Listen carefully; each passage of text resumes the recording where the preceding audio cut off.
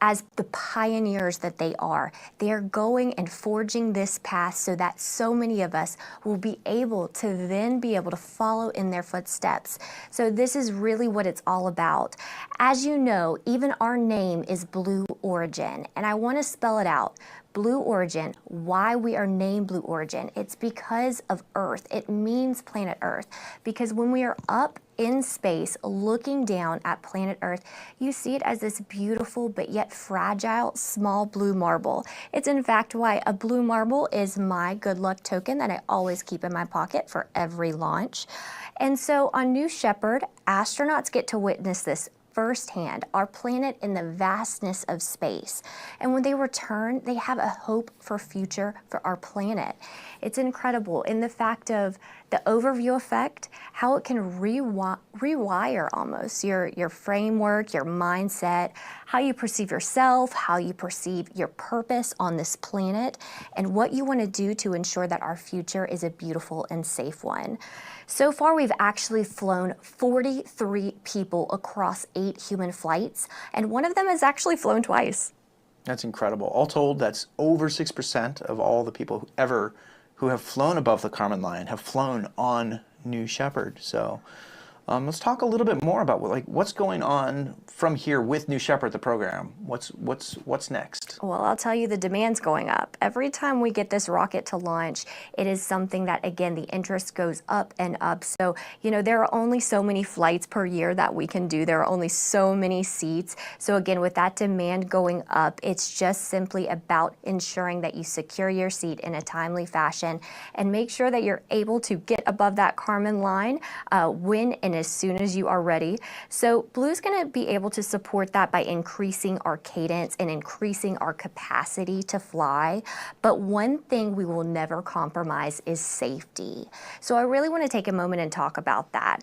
We like to talk about the redundant safety systems that we have all over New Shepard. There are backups to the backups, okay? The entire system has been designed around safety at the center. Yeah, and that commitment to safety reflects our dedication to all of our astronauts and to everyone that is on the ground at Launch Site 1. You know, and I've talked to our astronauts many times over, different ones that we've had and even future manifested astronauts, and they talk about that safety gives them the assurance that they feel safe to come on our rocket, to look forward to their flight, and then they can really focus on that experience and again, look down at beautiful planet Earth. Yeah. So Isabella, you've been part of the astronaut sales team now for some time. Tell me, what are some of the things you hear from prospective astronauts? What are the things they look forward to with their flight? Well, I'll tell you first things first. You know, astronaut sales, it's such a funny thing. You don't have to sell going to space. I mean, who wouldn't want to go, right? It's something to where, you know, talking to these astronauts, the experience in and of itself, I'll tell you a bit about it. So what you could expect is to come out 3 days before your launch. So you're going to come out to the beautiful West Texas desert that you can see here as the landscape is right behind our rocket. You'll come on in and you'll get to see, as you have seen in some of our clips featuring our New Shepard vehicle, the beautiful Kármán line bar, our top-notch hospitality team that rolls out what I'd say is the blue carpet for you. And then you're going to start to get prepared for your flight. You'll get your hearing protection fitted. You'll go ahead and hop in that spacesuit of yours, your flight suit. And then you're going to start your astronaut training. You'll do 2 full days of astronaut training with some incredible CM7s, our crew member 7s. We can elaborate on that a little bit later. But again, you're going to go through 2 full days of astronaut training, and on that 3rd day, you get to fly to space. That's so incredible to just think about the overarching experience that you get, not only of flying to space, but I think you and I both know, just having visited the West Texas desert, the Launch Site 1 facility itself, astronaut village. It's more than just a experience to space, but you really spend time bonding together with your fellow astronauts and kind of forming friendships that you're going to hold on to for the rest of your life. You nailed it. You nailed it, Joel. Because, you know, it is so much more than, believe it or not, going to space. I can't even believe I would say a sentence of, you're just going to space. Okay, no, it's the fact of there's an entire journey that our astronauts have that follows their flight. It's you're going to space, you're becoming an astronaut, but it's what you choose to do with it. Are you choosing to open up a door to perhaps representation for a home country?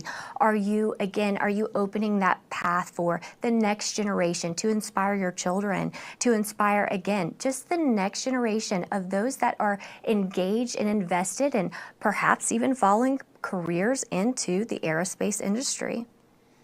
That's right. Well, as you can see, we're still in an extended hold here. You can tell by the top right-hand clock that's ticking away in the screen. Let's keep talking about this astronaut experience, though, because at the end of the day, this is what it's really all about for New Shepard and for the astronauts that sign up. Let's watch the little clip that we have prepared, which kind of digs into what that 4-day period is like once those astronauts come on site to launch Site 1. One of my favorite videos, Joel.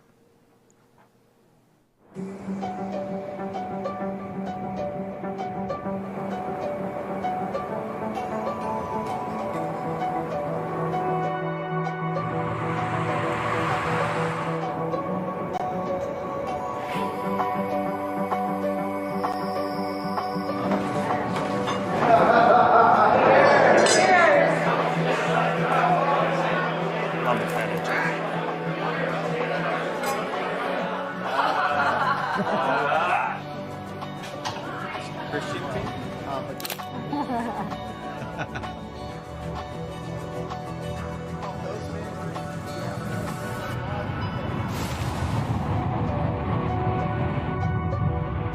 Wow, that makes me feel like I'm going to space. T-minus 10, 9, 8, 7, 6, 5, 4. Command engine start. 2, 1.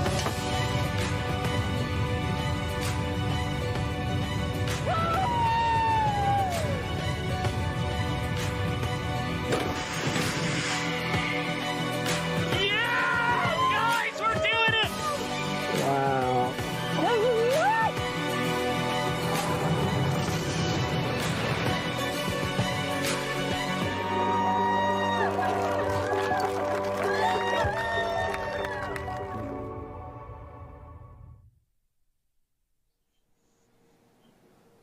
My gosh, Joel, that just gives me goosebumps every time. How about you? I mean, I've been down there for other launches just to witness those astronauts experiencing what they're experiencing, and really, I love West Texas. I love going to the launch site. It's great to be able to see the rocket fly, but really just like interacting with these astronauts that are going through this experience is really the inspiring thing. It just captures that raw emotion. And it's not just the emotion of our astronauts that are flying, it's their entire community that comes along with them. It's their family, their plus ones, again, their plus a few others that, again, get to follow their journey, have been encouraging them and following, again, about their dream coming true and being actualized, courtesy of Blue Origin. Yeah. So you've spent time down there with our astronauts. You've talked to so many of them. Isabella, tell us about what do they say, and what do you like to talk about most when it comes to like remembering the time that you spent on site and preparing these astronauts to fly? Yeah, I really like to follow the entire journey of an astronaut. So, before they fly, what is it that they're most looking forward to? And then kind of following up those types of questions when they come back to Earth. So what were you most surprised by, or what were you expecting? And I like to collect this information and think of it as data and share that with our future manifested astronauts and share that with those that are hoping to be able to become an astronaut one day, and share with them what what they've learned so that way they can prepare for their flight in that manner. It's really special to hear some of those, and in regards to what some of those astronauts have shared with me, that would be things in regards to go into this flight open-minded. You might have a concept of what to expect space to be like, but it's simply more than you can even wrap your mind around.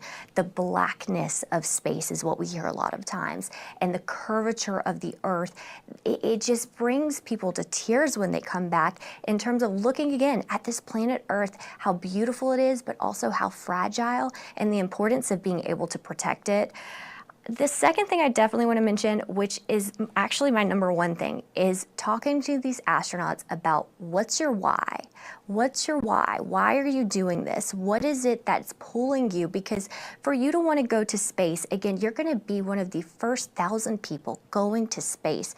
There's something that's pulling you inside of you to do this. This is something to where you want to be a pioneer for the future of space exploration. And so for many, again, it's being an explorer. It's going somewhere where others have never gone before. And again, giving sometimes representation to nations that otherwise might not have had a, if you will, an Apollo 11 moment. That's something that's really, really special. And for others, it's scientific research. We have the opportunity to have payloads on board. And so, of course, today we're looking at this beautiful rocket where we have 12 payloads on flight. And so that's just something to where everyone's journey is a little bit different. And we love to be able to bring someone's dream of going to space to life and really welcoming, if you will, that vision of theirs. That's incredible. I love hearing you talk about the astronaut experience and the promise of what that experience does to people. It's pretty clear that you yourself are pretty passionate about it, so thank you. You know what? It is something really special to be a part of. And so when we have 6 astronauts on board with a traditional New Shepard flight, again a human-tended flight, we would expect to have 6 astronauts on board. When they come to the West Texas desert, they talk about what their zero-G plan would look like, what they want that to be. Some choose actually to stay in their seat so they can prioritize looking out those giant, beautiful windows. Look at that on the top of the rocket, my gosh. And they stare out the window and they look at planet Earth again, and that's what they came to do. Otherwise, it's one to where some want to get unbuckled. They want to float around at zero-G. And again, other ones, they might have research or a payload. They might, choose to take that time at zero-G and really, again, incorporate it. So what I want to highlight, again, is the fact that there would be 6 astronauts on board. When we do that, we incorporate each individual's vision for what that's going to be like. But there's also the opportunity to buy a full capsule. So if you want to have a little bit more autonomy over what that inside experience can look like, that's something that we can certainly facilitate. That's incredible. So many cool opportunities to work with you to potentially get on a future manifest and experience what so many others have been able to experience so far. So you can see here we're still in a hold. This hold's going a little bit longer, and we're going to let Mission Control keep working out those final kinks in the process before they clear that hold. We're actually going to take a little breather here and watch the rocket while we await the launch crew to wrap up these final preparations. Don't go anywhere. We're not going anywhere. We're going to be here for the journey, but we will share updates as soon as we have them.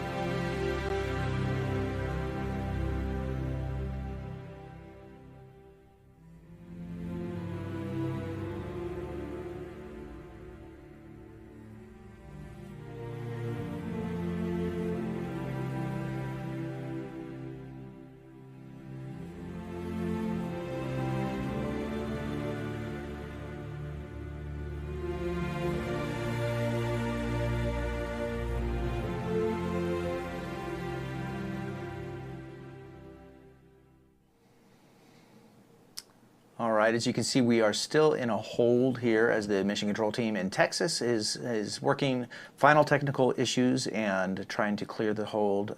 This is one of the longer ones, of course. This happens with the operation sometimes as we make sure all systems are completely go for launch.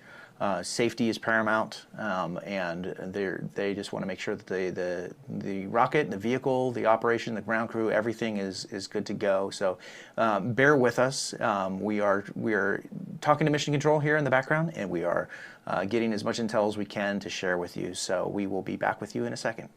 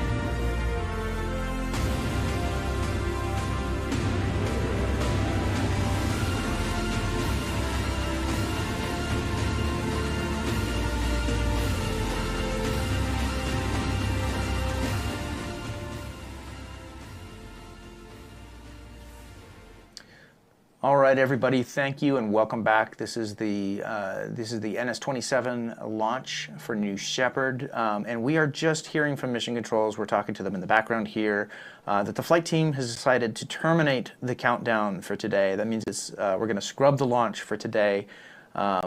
They're troubleshooting a vehicle issue that will basically take us outside our available launch window. So we were pushing up against the end of that launch window, and we've basically made the call to go ahead and scrub the launch. So always disappointing to get to this point, but I think we want to make sure all these systems are completely ready to go and be certain about the launch conditions for flight. So. We don't currently have any new launch window to announce, so please continue to follow Blue Origin on social media as we will be revealing the new launch window and the new launch attempt date as soon as we have it. That's right, Joel. And I just think that this really speaks to Blue Origin and our overall assurance to fly when we are ready and ensure that we have a safe vehicle to fly. So yeah, once that turnaround plan is confirmed, we'll go ahead and announce that new launch window. So follow us on social media for updates. Otherwise, thank you all for joining us today. We are happy to have you along the ride for the first attempt for NS-27, and we will see you all very soon. Very soon. All right. Gratitum Ferociter.